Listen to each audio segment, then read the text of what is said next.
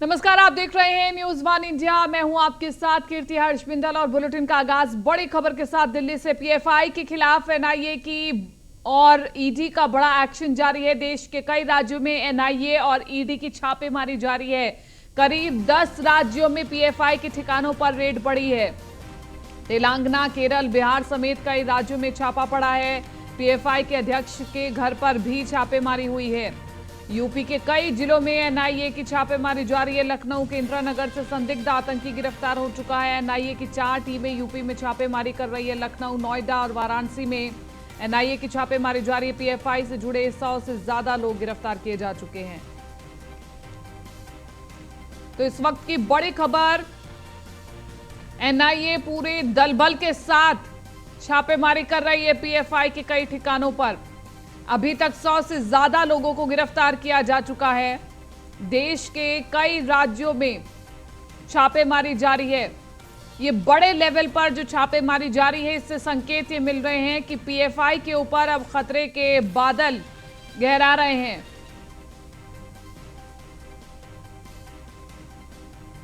और अब बड़ी खबर लखनऊ से आपको बता रहे हैं, सूत्रों के हवाले से ये बड़ी खबर है। संदिग्धों के पास से विस्फोटक बरामद हुए हैं। संदिग्धों से पूछताछ में अहम जानकारी मिली है कि कुछ दिन पहले ही विधानसभा की रेकी की गई थी।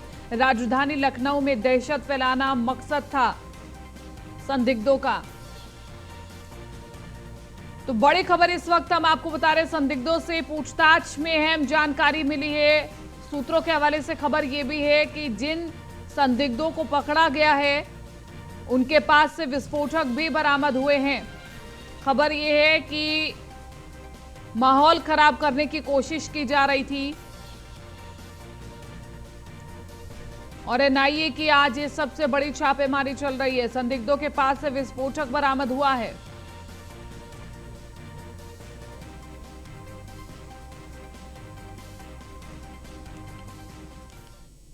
इधर बाराबंकी से भी बड़ी खबर बता रहे हैं, एनआईए और एटीएस की टीम ने पीएफआई के कोषाध्यक्ष को पकड़ लिया है। पीएफआई के कोषाध्यक्ष नदीम को एनआईए की टीम ने पकड़ लिया है। कुर्सी थाना इलाके के बोरहार गांव से नदीम की गिरफ्तारी हुई है। इससे पहले भी कई बार जेल जा चुका है नदीम के केरल से लौटने के बाद से ही एनआईए और एटीएस की नजर बाराबंकी के कई जगहों पर थी और कई जगहों पर पीएफआई का गढ़ भी है। तो आज एजेंसियों की रडार पर है पीएफआई।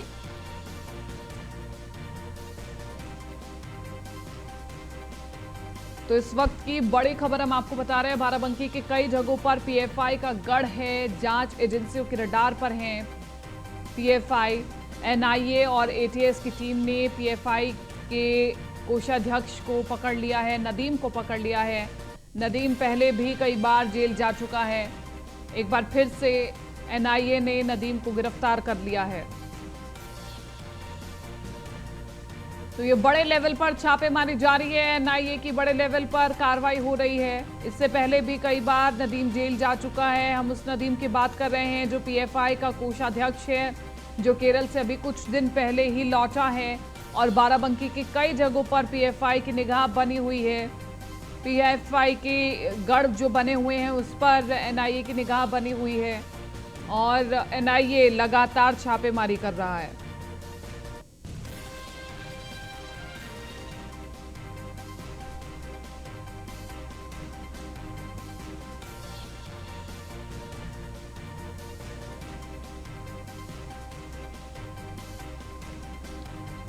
तो बड़ी खबर आपको बता रहे हैं, एनआईए की छापेमारी लगातार जारी है। सुबह से हम तमाम बड़ी अपडेट इस मामले से जुड़ी हुई आपको दे रहे हैं। देश के कई राज्यों में, न सिर्फ उत्तर प्रदेश में बल्कि कई राज्यों में एनआईए की छापेमारी जारी है। पीएफआई से जुड़े हुए संदिग्ध लोगों की गिरफ्तारी हो रही है और ऐसे कुछ लोगों की गिरफ्तारी हुई है जिनके पास से विस्फोटक बरामद हुआ है। अब सवाल ये उठ रहा है कि पीएफआई एक ऐसी एजेंसी जिनके लोगों के पास विस्फोटक बरामद हो रहे हैं। भोलानाथ रावत बाराबंकी से हमारे साथ बने हुए ज्यादा जानकारी के साथ। भोलानाथ, क्या कुछ अभी अपडेट है, क्योंकि एनआईए ने नदीम को तो पकड़ लिया है और किस आधार पर नदीम को पकड़ा गया है? बिल्कुल बता दें, बाराबंकी के कुर्सी थाना क्षेत्र के बोरहार गांव का मामला है, जहां पर आज सुबह तकरीबन 3 बजे एनआईए और यूपी एटीएस की संयुक्त टीम ने छापेमारी की थी, जहां पर से एक पीएफआई का कोषाध्यक्ष नदीम था, जिसको पुलिस ने गिरफ्तार किया है। गिरफ्तार किए गए आरोपी नदीम से कई घंटों तक एनआईए और यूपी एटीएस की टीम ने उसी के घर पर पूछताछ की, वह पूरे घर की तलाशी ली, जिसके बाद से टीम ने नदीम को गिरफ्तार करके लखनऊ ले गए, जहां पर अभी पूछताछ चल रही। हालांकि संपूर्ण मामले में आपको बता दें, अभी तक ये स्पष्ट नहीं हो सका है कि उसके घर से कोई आपत्तिजनक चीज बरामद हुआ है या नहीं। हालांकि ये बहुत गुप्त तरीके से रखा गया था, क्योंकि जो स्थानीय कुर्सी थाना पुलिस है, पुलिस को भी सूचना नहीं दी गई थी। जी भोलेनाथ, कल आधी रात से ही छापेमारी जारी है, यानी कि एनआईए के पास बहुत सी ऐसी खुफिया जानकारी है जिसके आधार पर ये छापेमारी चल रही है, और अभी भी क्या और गिरफ्तारियां होने की संभावना है? निश्चित तौर पर आपको बता दें, जो पीएफआई का कोषाध्यक्ष कहा जाता है नदीम, जिसकी गिरफ्तारी हुई है, इससे पूर्व में भी नदीम की कई बार गिरफ्तारी की जा चुकी है। और जैसा कि नदीम की मां का खुद कहना है कि कई बार यूपी एटीएस की टीम इनके घर पे छापेमारी भी कर चुकी है, और मोहम्मदपुर खाला थाना क्षेत्र में भी कई प्रतिबंधित संगठन पीएफआई पॉपुलर ऑफ फ्रंट के गढ़ माना जाता है। यहाँ पर कई बार दीवारों पर पीएफआई के पोस्टर चस्पा भी पाए गए थे। तो जिस प्रकार से लगातार छापेमारी की जा रही है, और हो सकता है कई बाराबंकी में अभी और भी गिरफ्तारियां हो। जी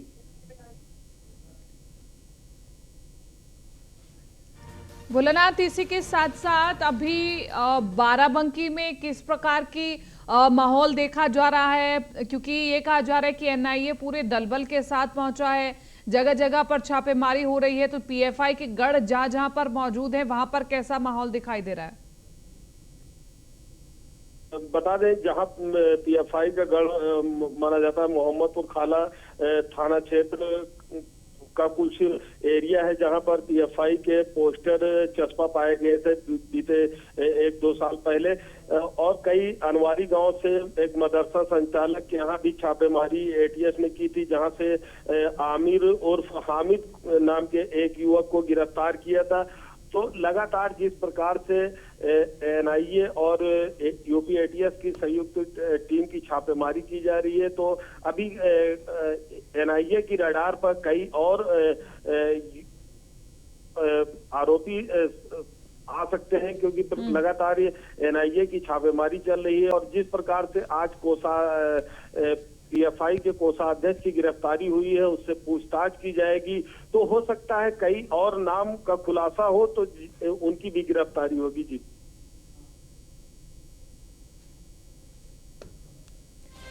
ठीक है भोलेनाथ रावत, शुक्रिया तमाम इस जानकारी के लिए। लेकिन ये एक बड़ा संकेत है एनआईए का कि ऐसी कोई भी संस्था जिसकी फंडिंग का कुछ नहीं पता, जो देश के युवाओं को भड़काती है, वो कोई भी संस्था ऐसी बचेगी नहीं, सब पर कार्रवाई होगी।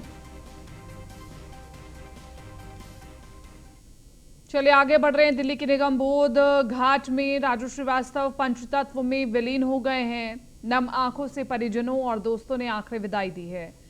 तो ये बड़ी खबर है, दुखद खबर है, और इस दिन की कल्पना किसी ने भी नहीं की थी।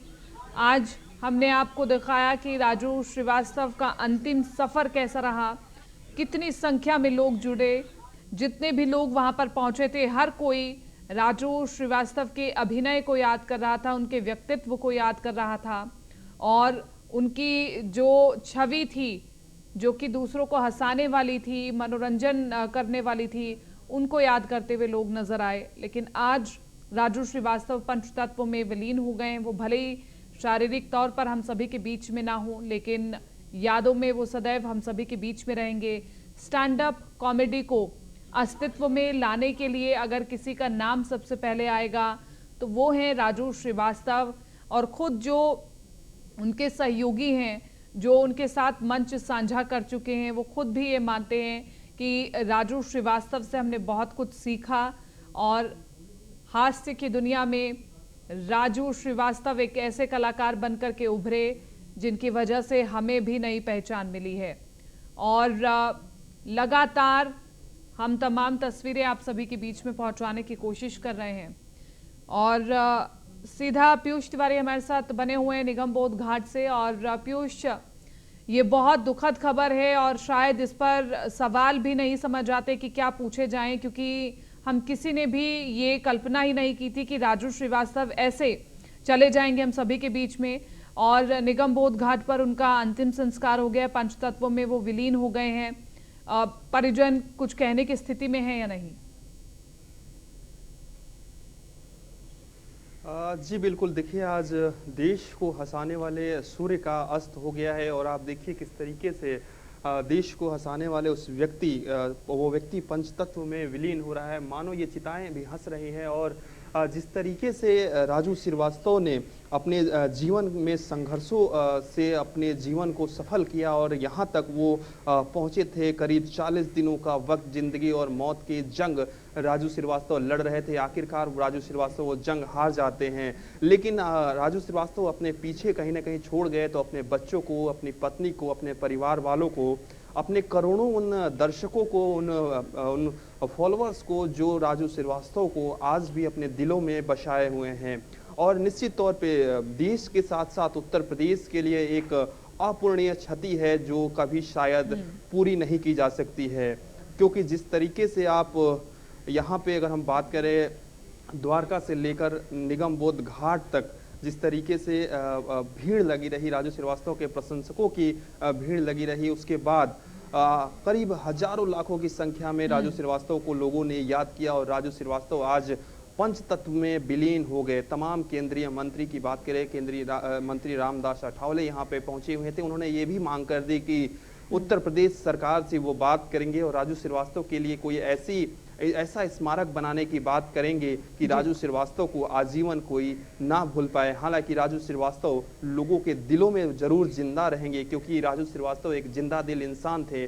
परिवार वालों की बात करें तो रो रो कर बुरा हाल है। कोई भी इस स्थिति में नहीं है कि वो मीडिया से या किसी से भी बात करे। पूरे लोग सुदबुद्ध हैं, किसी भी हालात ठीक नहीं। और आमतौर पे आपने देखा होगा जब भी परिवार पे दुखों का पहाड़ टूटता है तो कोई भी किसी भी तरीके की कोई प्रतिक्रिया देने से बचता भी है और उस दौर में प्रतिक्रिया देता भी नहीं है। लेकिन जिस तरीके से कानपुर से लोग आए हुए हैं, देश के अलग अलग इलाकों से लोग आए हुए हैं, तमाम नेता आए हुए हैं, क्योंकि कानपुर से राजू श्रीवास्तव का काफ़ी जुड़ाव रहा है। कॉमेडी क्षेत्र से अगर हम बात करें तो तमाम जो हास्य कलाकार हैं वो राजू श्रीवास्तव को उन्होंने आज अपनी अंतिम विदाई दी। लोगों का बिल्कुल, सभी राजू श्रीवास्तव के अंतिम सफर में शामिल होना चाहते थे, अंतिम विदाई देना चाहते थे और अब राजू श्रीवास्तव पंचतत्व में विलीन हो गए हैं। बार बार हम कह रहे हैं कि बेशक शारीरिक तौर पर वो हमारे बीच में ना हो, लेकिन यादों में वो हमारे बीच में सदैव रहेंगे। पीयूष, बहुत बहुत शुक्रिया तमाम इस जानकारी के लिए, बातचीत के लिए। और इसी के साथ साथ अब आगे बढ़ रहे हैं, बात करें अगली खबर के। अखिलेश यादव ने ट्वीट कर निशाना साधा है। ट्वीट पर यूपी सरकार पर निशाना साधा है। चुनाव के दौरान तो भाजपा ने कहा था कि उत्तर प्रदेश के किसानों को मुफ्त बिजली देंगे।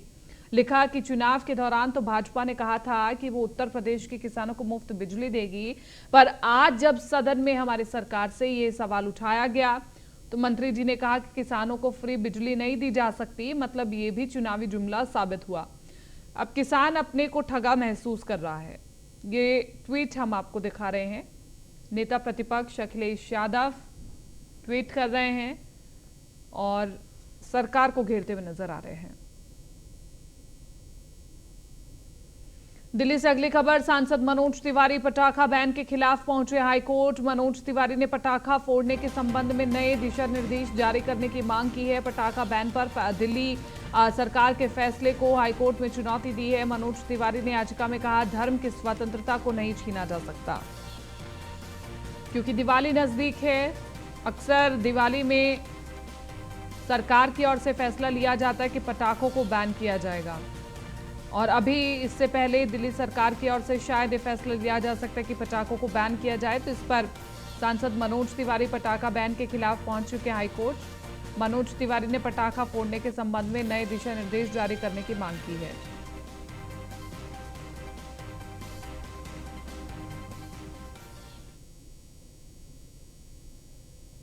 लखनऊ से अगली खबर आपको बता रहे, गाजीपुर पुलिस ने कार में लगने वाली नीली बत्ती बेचने वाले को हिरासत में लिया है। कई लोगों को गलत तरीके से नीली बत्ती बेची गई। सिंह कार सजावट के मालिक यशपाल को हजरतगंज से गिरफ्तार कर लिया है। हिरासत में लेकर आगे की कार्रवाई में पुलिस जुट चुकी है। तो इस वक्त बड़ी खबर हम आपको बता रहे हैं, नीली बत्ती बेचने के लिए एक कार सजावट वाले को गिरफ्तार किया गया है। बिना अनुमति के नीली बत्ती बेचने वाले को हिरासत में लिया गया है। गाजीपुर पुलिस ने कार में लगाने वाली नीली बत्ती गलत तरीके से बेचे जाने पर एक कार सजावट वाले को गिरफ्तार किया है। अयोध्या में बनी सीएम योगी के मंदिर में हवन आरती और पूजा पाठ की खबर हमने आपको दिखाई थी। अब मंदिर में भक्तों का जाना भी शुरू हो गया है। योगी मंदिर में सबसे पहले पहुंचे हैं यूपी नवनिर्माण सेना के राष्ट्रीय अध्यक्ष अमित जानी, जहां उन्होंने न सिर्फ योगी आदित्यनाथ जी की मूर्ति की पूजा अर्चना की, बल्कि 1.25 किलो चांदी का छत्र भी चढ़ाया है। इस मौके पर अमित जानी ने सीएम योगी की जमकर प्रशंसा की है।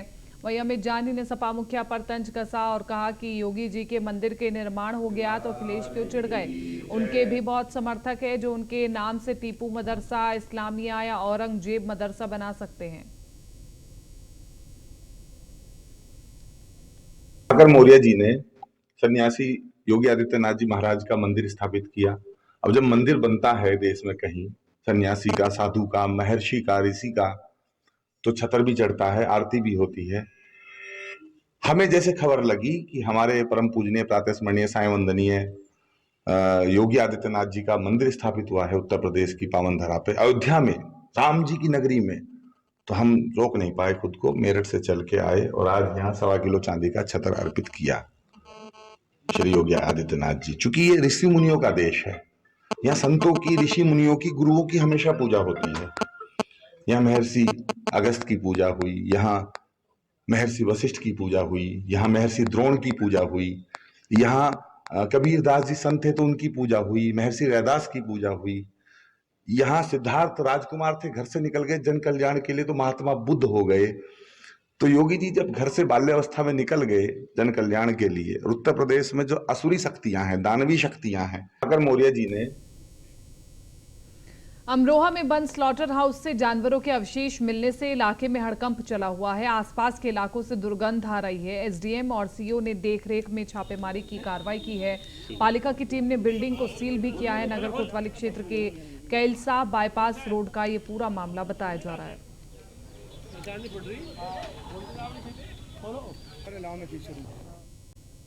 एकदम आबादी के बीच में खाल हैं, जानवर खाल हैं, मांस है, हड्डी है काफ़ी, और एकदम आबादी के बीच में बिना अनुमति का यहाँ रखा जा रहा है या काटा जा रहा है। इसलिए इसको तत्काल सील कराया जा रहा है और ये जांच कराई जाएगी कैसे यहाँ रखे जा रहे हैं, किसकी हड्डी है, किसकी खाल, उसके हिसाब से कार्रवाई की जाएगी। सर कहाँ पर की जा रही कार्रवाई है जी? कहाँ पर की जा रही सर? यह कार्रवाई मंगल बाजार है, मेन मार्केट है, बगल में विधायक जी का पेट्रोल पंप है, मेन आबादी के अंदर है। यहाँ जानवरों के खाल हैं, मांस हैं, हड्डी है और काफ़ी पुराने काफ़ी शरीफ है। जौनपुर से बड़ी खबर, महत्वपूर्ण खबर, न्यूज़ वन इंडिया की खबर का दमदार असर हुआ है। सराय ख्वाजा के उपनिरीक्षक के रिश्वत लेने का मामला, ये पूरा मामले का एसपी अजय साहनी ने संज्ञान लिया है। तो इस वक्त की बड़ी खबर, उपनिरीक्षक बालिकरण यादव को निलंबित किया गया है। न्यूज़ वन इंडिया ने प्रमुखता से इस खबर को दिखाया था और इस खबर का दमदार असर भी हुआ है। सराय ख्वाजा के उपनिरीक्षक के रिश्वत लेने का पूरा मामले को एसपी अजय साहनी ने संज्ञान में लिया है। उपनिरीक्षक बालिकरण यादव को निलंबित कर दिया गया है। तो न्यूज़ वन इंडिया ने इस खबर को बड़ी प्रमुखता से दिखाया था और अब इस खबर का दमदार असर हुआ है। उपनिरीक्षक बालिकरण यादव ने फरियादी से रिश्वत ली थी। जौनपुर से बड़ी खबर, न्यूज़ वन इंडिया की खबर का बड़ा असर। सराय ख्वाजा के उपनिरीक्षक की रिश्वत लेने का पूरा मामले का एसपी अजय साहनी ने संज्ञान लिया है। दिनांक 21/9/2022 को सोशल मीडिया में एक वीडियो वायरल हो रहा है जिसमें थाना सराय ख्वाजा के एसआई बालिकरण यादव द्वारा रिश्वत की बात करते हुए दिखाई पड़ रहे हैं। प्रकरण की जांच मेरे द्वारा की गई तो जानकारी में आया कि वादनी अलीमुन निशा पत्नी शौकत अली निवासी गिरधरपुर थाना सराय ख्वाजा द्वारा न्यायालय के आदेश से थाना सराय ख्वाजा में मुकदमा अपराध संख्या 222/22 धारा 419, 420, 406, 468 पंजीकृत कराया गया, जिसकी विवेचना एसआई श्री बलकरण यादव द्वारा की गई। वादिनी के पुत्र सरफराज से मुकदमा लिखाने का ठेका लेने व रुपयों को लेन देन की बात करते हुए उपनिरीक्षक दिखाई पड़ रहे हैं, जिस पर वरिष्ठ पुलिस अधीक्षक महोदय को तत्काल रिपोर्ट प्रेषित की गई। वरिष्ठ पुलिस अधीक्षक महोदय द्वारा उक्त उप निरीक्षक को तत्काल निलंबित करके पुलिस लाइन से सम्मत कर दिया गया है। प्रकरण की विस्तृत जांच की जा रही है। आज दिनांक 21/9/2022 को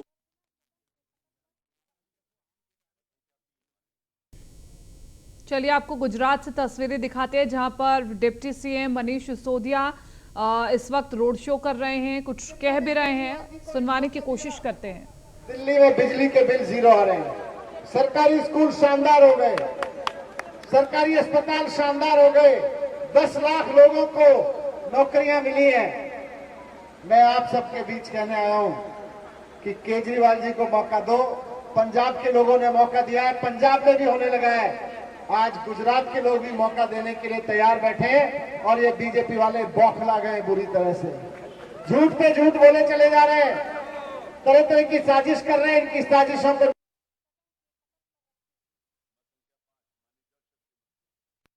और इसी के साथ साथ हम लगातार तमाम तस्वीरें आपको दिखा रहे हैं गुजरात से, जो भी तस्वीरें निकल करके सामने आ रही हैं। अब आगे जो तस्वीरें आ रही हैं वो दिखा रहे हैं और मनीष सिसोदिया रोड शो कर रहे हैं गुजरात में। फिलहाल इस बुलेटिन में मेरे साथ इतना ही, दीजिए इजाजत, नमस्कार।